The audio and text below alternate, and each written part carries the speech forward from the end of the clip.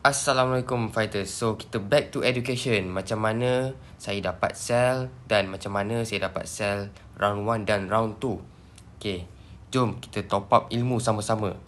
Okay, untuk first round saya ada sell di area sini.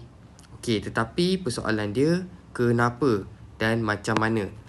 Okay, macam saya cakap macam sebelum ni, korang kena tengok first left ada apa. Belah kiri yang pertama, which is over here. Okay, dekat sini ada apa? Ini adalah kawasan F15 support. Okay, F15 support. So, bila support dah break, obviously akan pull back lah. Okay, nampak kat sini. Okay.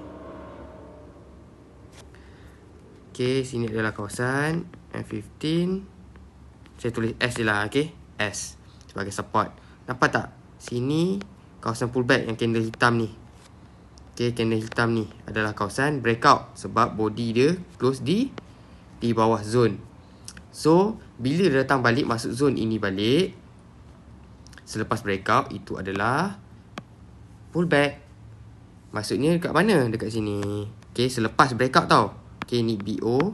Selepas breakout nampak tak? Pullback. Dia masuk balik. Okay, now next, kenapa saya dapat sell dekat 4933? Kenapa saya sell dekat situ? Okay, first kalau korang tengok dekat belah kiri ni ada satu resistance. Okay, resistance. Okay, so bila resistance tak berjaya nak break, mestilah dia ke bawah.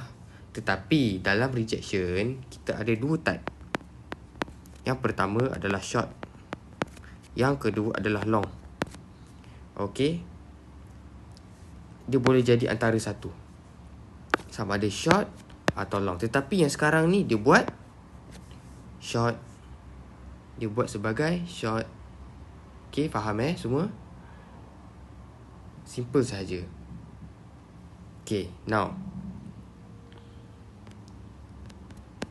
sekarang ni gold buat breakout yang baru dekat sini, dekat F15. Sebab tu saya suruh korang collect 80% daripada layer. Kalau dia respect yang ni, mesti dia akan fly balik, confirm.